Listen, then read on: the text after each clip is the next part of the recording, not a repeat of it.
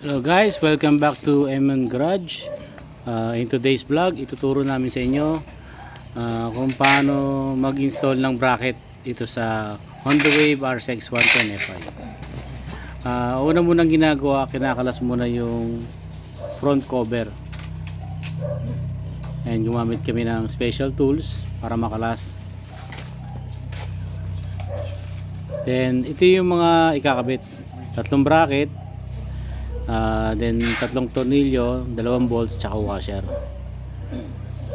So pag bumili kayo, yan yung makukuha yung product.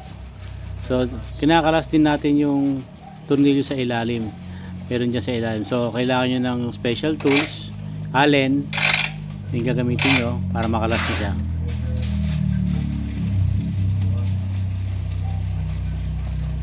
So medyo konting tiyaga lang sa pagkalas. Ayan, makakalas nyo yung buong harap. Then pag nahatak nyo na, kakalasin nyo naman yung socket para sa signal light. Ayan.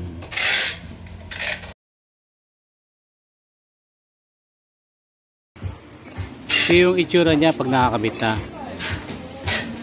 So sundan nyo lang yung picture kanina, then ipupesto nyo lang na maayos. So katulad ng pinakita ng picture kanina, ganun yung magiging itsura niya after makabit.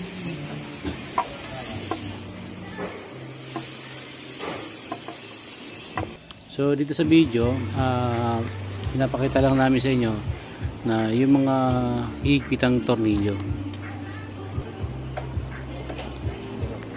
So dyan yung ikakabit yung mga tornilyo na kasama sa package.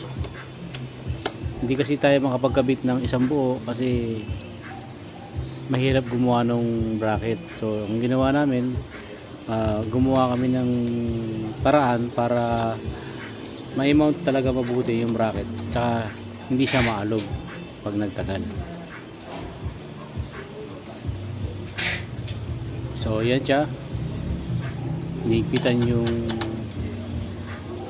sa bandang kanan. Ayan, ma-adjust nyo yan.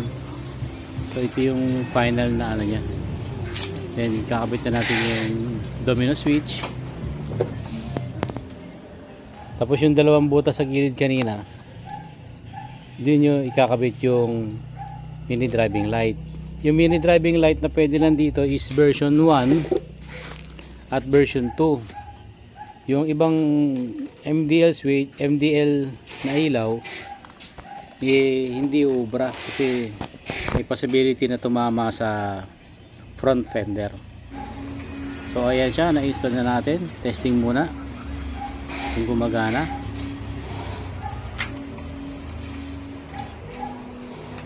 So ayan, ito naman yung tinest natin kung tatama ba yung bracket doon sa front fender. So far okay naman siya, hindi siya tumatama.